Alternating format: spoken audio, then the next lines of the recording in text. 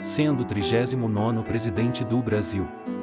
Atualmente, em 2023, é a terceira vez que se elege presidente, pois já havia governado o país por 2 mandatos, entre 1º de janeiro de 2003 e 1º de janeiro de 2011.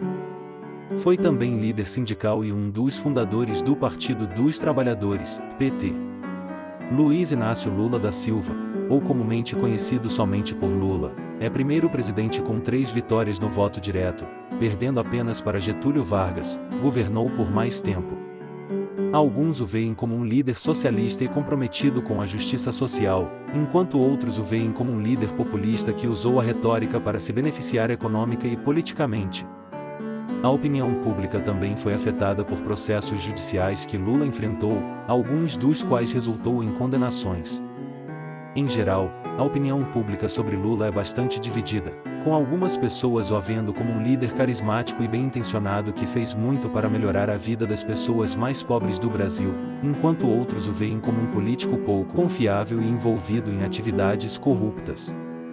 De acordo com a CNN Brasil, Lula se tornou o primeiro presidente do Brasil a conquistar 3 vitórias em eleições diretas. Em 2022, ele disputou o cargo pela 6ª vez. Não foi o único presidente a voltar a ser candidato e vencer o pleito. O caminho também foi seguido por Getúlio Vargas, que ganhou as eleições diretas em 1950. Vargas, no entanto, havia governado por 15 anos sem ter vencido nenhuma vez no voto popular. Ele assumiu o poder durante a Revolução de 1930, que derrubou o presidente Washington Luiz, venceu eleições indiretas em 1934 e decretou a ditadura do Estado Novo, que vigorou entre 1937 e 1945. Lula nasceu em Caetés, na cidade de Garanhuns, Pernambuco, no dia 27 de outubro de 1945. Filho dos lavradores Aristides Inácio da Silva e Eurídice Ferreira de Melo, é o 7º de 8 filhos do casal. Foi alfabetizado no grupo escolar Marcílio Dias. Em dezembro de 1952, junto com sua mãe e os irmãos, migrou para São Paulo, em busca de melhores condições de vida. Foram 13 dias viajando em um caminhão-pau de arara até se instalarem em Vicente de Carvalho, bairro da periferia do Guarujá, no litoral paulista. Em 1956 se mudaram para o bairro do Ipiranga na capital paulista. Com 12 anos, Lula conseguiu seu primeiro emprego numa tinturaria. Também foi engraxate e office boy. Com 14 anos, começou a trabalhar nos Armazéns Gerais Colúmbia, quando teve a carteira de trabalho assinada pela primeira vez. Em seguida, trabalhou na fábrica de parafusos Marte. Nessa época, iniciou o curso de torneiro mecânico no Serviço Nacional da Indústria, SENAI. Depois de 3 anos, já formado, ingressou na Metalúrgica Independência, onde permaneceu por 11 meses trabalhando no turno da noite. Em 1964, com 18 anos, teve o dedo mínimo da mão esquerda cortado por uma prensa. A crise após o golpe militar de 1964 levou Lula a perder seu emprego, isso após reivindicar aumento salarial, passando por várias fábricas, até ingressar nas Indústrias Vilares, em 1966, uma das principais metalúrgicas do país, localizada em São Bernardo do Campo, no ABC Paulista. Trabalhando na Vilares, Lula começou a ter contato com o movimento sindical, através de seu irmão José Ferreira da Silva, mais conhecido por Frei Chico. Em 1969, o Sindicato dos Metalúrgicos de São Bernardo do Campo e Diadema fez eleição para escolher uma nova diretoria e Lula foi eleito suplente. Na eleição seguinte, em 1972, tornou-se primeiro secretário. Em 1975, foi eleito presidente do sindicato com 92% dos votos, passando a representar 100 mil trabalhadores. Lula deu então uma nova direção ao movimento sindical brasileiro. Em 78, Lula foi reeleito presidente do sindicato e, após 10 anos sem greves operárias, ocorreram no país as primeiras paralisações. Em março de 79, Lula comandou uma greve que paralisou 180 mil operários do ABC Paulista. 180 mil metalúrgicos pararam o ABC Paulista. Festividade 1º de maio, convidamos o nosso companheiro Luiz Inácio da Silva, Lula.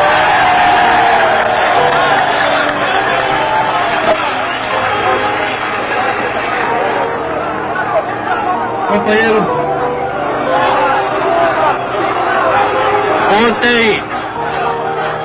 ontem à noite, no sindicato de Osasco, quando discutíamos a festa oficial feita pelo governo no Pacaembu, eu dizia aos trabalhadores de Osasco que para cada jogador de futebol famoso que estivesse servindo de palhaço no Pacaembu, nós traríamos um dirigente sindical aqui.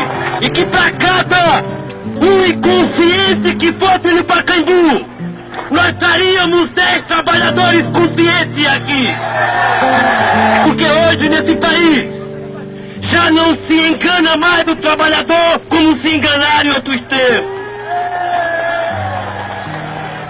É chegado o momento, companheiros, de olharmos para frente e vermos o que está acontecendo nessa terra.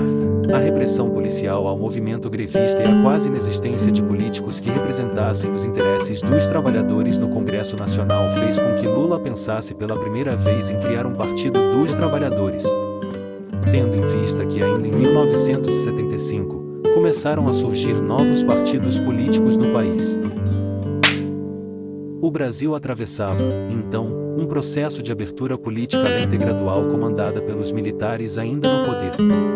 Em 10 de fevereiro de 1980, Lula fundou o PT, Partido dos Trabalhadores, formado pela classe operária, juntamente com outros sindicalistas, artistas, intelectuais, políticos e representantes de movimentos sociais, como lideranças rurais e religiosas, sendo esses católicos ligados à teologia da libertação, tendo como base uma proposta socialista.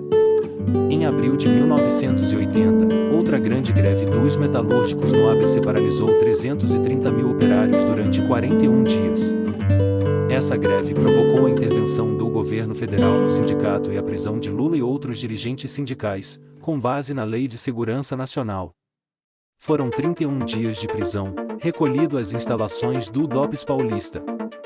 Em 1982 o PT já estava implantado em quase todo o território nacional. Lula liderou a organização do partido e disputou naquele ano o governo de São Paulo. Em agosto de 83, participou da fundação da CUT, a Central Única dos Trabalhadores. Em 84 participou, como uma das principais lideranças, da campanha das diretas já para a presidência da República, que lutava pela democracia. Em 1986, foi eleito deputado federal por São Paulo, sendo o mais votado do país, para a Assembleia Constituinte. O PT lançou Lula para disputar a presidência da República em 1989, após 29 anos sem eleição direta para o cargo. Perdeu a disputa, no segundo turno, por pequena diferença de votos, mas 2 anos depois liderou uma mobilização nacional contra a corrupção que acabou no impeachment do presidente Fernando Collor de Mello. Em 1994 e 1998, Lula voltou a se candidatar a presidente da República e foi derrotado por Fernando Henrique Cardoso. Porém, em 27 de outubro de 2002, com quase 53 milhões de votos, Lula é eleito presidente da República, derrotando José Serra e se tornando o primeiro presidente vindo da classe trabalhadora. Lula concorreu novamente, em 2006, para a reeleição de presidente, derrotando Geraldo Alckmin do PSDB. Em 29 de outubro de 2011, Lula é diagnosticado com um câncer na garganta, mas depois do tratamento com quimioterapia e radioterapia estava curado. Na última semana de junho de 2002, a Convenção Nacional do PT aprovou uma ampla aliança política, uma aliança com os partidos PT, PL, PCdoB, PCB e PMN, que teve por base um programa de governo para resgatar as dívidas sociais fundamentais que o país tem com a grande maioria do povo brasileiro. O candidato a vice-presidente na chapa é o senador José Alencar, do PL de Minas Gerais. Desde 1992, Lula atua como conselheiro do Instituto Cidadania, organização não governamental criada após a experiência do governo paralelo, voltado para estudos, pesquisas, debates, publicações e principalmente formulação de propostas de políticas públicas nacionais, bem como de campanhas de mobilização da sociedade civil rumo à conquista dos direitos de cidadania para todo o povo brasileiro. Os 2 mandatos do presidente Lula foram marcados por grandes avanços sociais e também por grandes escândalos. Lula entrou para a história como presidente que realizou enormes feitos e priorizou políticas que beneficiaram os mais pobres. Em contrapartida, foi acusado de corrupção e lavagem de dinheiro.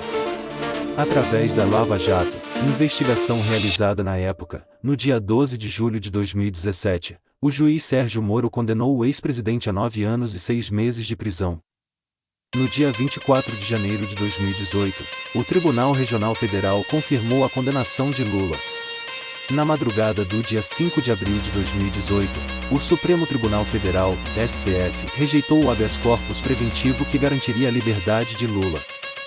No mesmo dia, uma ordem de prisão expedida pelo juiz Sérgio Moro deu a Lula o prazo de se apresentar na Polícia Federal de Curitiba até às 17 horas da sexta-feira para começar a cumprir a pena.